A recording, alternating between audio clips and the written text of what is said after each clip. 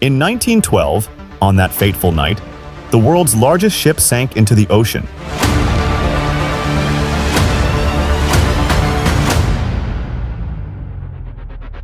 Was the iceberg really the cause? Or was the truth something else?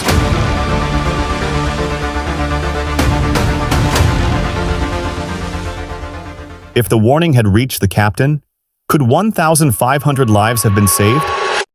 April 10th, 1912. Southampton, England. It was the day when humanity's greatest dream, the RMS Titanic, set sail for the very first time. This wasn't just a ship. It was a floating city, like a moving royal palace. People called it unsinkable. But was it really? Could anything ever be so powerful that it could defy the forces of nature itself? The Titanic was an engineering marvel of its time. It was 882 feet 9 inches long, about 269 meters, and 92 feet 6 inches wide, about 269 meters, 28 meters. In fact, compared to today's massive cruise ships, it was only about 20% shorter but nearly half the height. Building it cost around $7.5 million in 1912, equivalent to about $248.55 million today. This wasn't just a ship, it was a symbol of human ambition and dreams. The Titanic was built for absolute luxury. It had a state-of-the-art gymnasium, Turkish baths, decorated with green and blue tiles and teak wood carvings, a huge swimming pool, a squash court, and even a barber shop. First-class passengers enjoyed telephones and a grand library. Every hallway and every room looked like a royal palace. A first-class ticket averaged $400, while the most expensive suites cost $3,300 and even had private decks.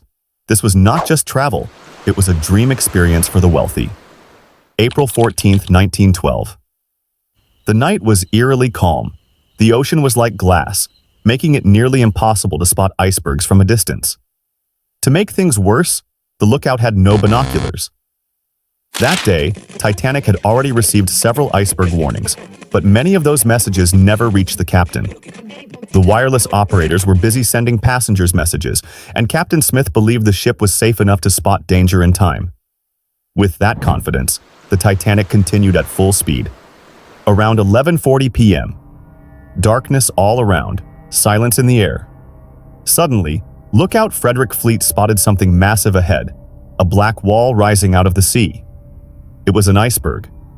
He immediately rang the bell 3 times and called the bridge. "Iceberg, right ahead." From the moment it was spotted to impact, there were only 30 seconds. The iceberg towered 50 to 100 feet above the water, stretching 200 to 400 feet long. It is said to have broken away from a glacier in Greenland. At 11:40 p.m., the Titanic's starboard side struck the iceberg. The sound of the collision was like a giant roar, followed by an eerie silence. The impact ripped open at least 5 compartments of the ship. Water rushed in with terrifying speed.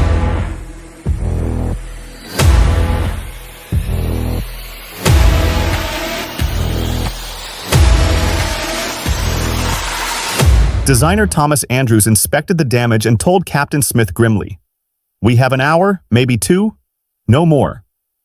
The Titanic was designed to survive if 4 compartments flooded, but with 5 already compromised, her fate was sealed. Just 20 minutes later, the captain ordered distress signals to be sent. Wireless operators Jack Phillips and Harold Bride worked frantically, sending out messages. First the old code CQD, then the new SOS. The RMS Carpathia, about 58 miles away, responded and immediately set course for rescue. But it would take her nearly 4 hours to arrive. Meanwhile, the closest ship, the SS Californian, could not help. Its radio operator had shut down the wireless at 11:35 p.m., just minutes before the Titanic struck the iceberg. Panic spread on board. The greatest problem was the lack of lifeboats. Many were launched half empty. Some carried only 20 people, though they could hold 65. The rule was, women and children first. But in the chaos, several boats were lowered too soon with far too few passengers. Those who fell into the sea had almost no chance. The water was around 1 degree Celsius. In such freezing temperatures, a person would not survive more than 15 minutes. As the bow of the Titanic sank deeper, the stern rose higher into the air. Finally, under extreme stress, the ship split in two. The sinking accelerated. At 2:20 a.m., April 15, 1912, the Titanic disappeared beneath the freezing Atlantic, taking over 1,500 lives with her. Around 4 a.m., the sea was silent, filled only with the echoes of tragedy. In the distance, lights appeared. The Carpathia. She had raced through the night, but by the time she arrived, it was too late. Out of 2,224 people on board, only 706 survived. The rest, more than 1,500 souls, remained forever in the depths of the Atlantic. The Titanic was once called unsinkable.